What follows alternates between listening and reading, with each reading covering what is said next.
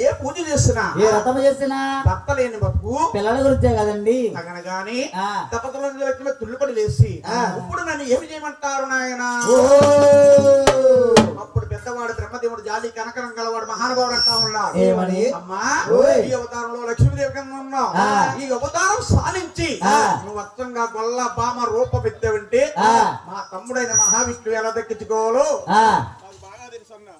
ఆనాడు లక్ష్మీదేవి అవతారం విడిచిపెట్టి అలా గొల్లబాబు రూపెత్తి పోయిందా? మహాతల్లి నిలువుట అర్థం కాడికి వెళ్ళి మహాతల్లి ఎంత ముస్తాబులవుతుందా? ముత్యమంతా పసుపు మొదలెంతో పాయ ముస్తాబులవుతుంది ఆది లక్ష్మీ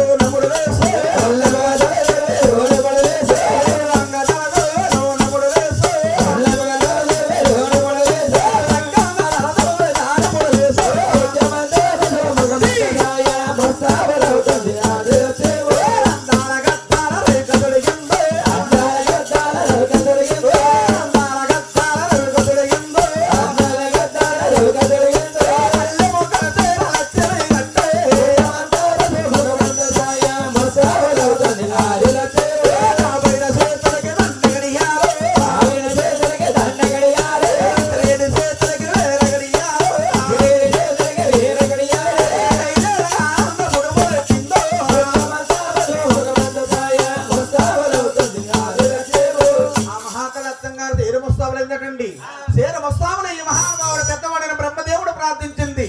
మహానుభావుడు పెద్దవాడు బ్రహ్మదేవుడు వచ్చాడు. మహానుభావుడు ఆవయ్యాడటండి, కామధేనువయ్యాడు. తల్లి శంకరుడు ప్రార్థించింది, దొడయ్యాడు. ఆవుడు ఈ దొడ తీసుకుని ఈ మహాతల్లి ఈ కూర్మాపురం అనే గ్రామం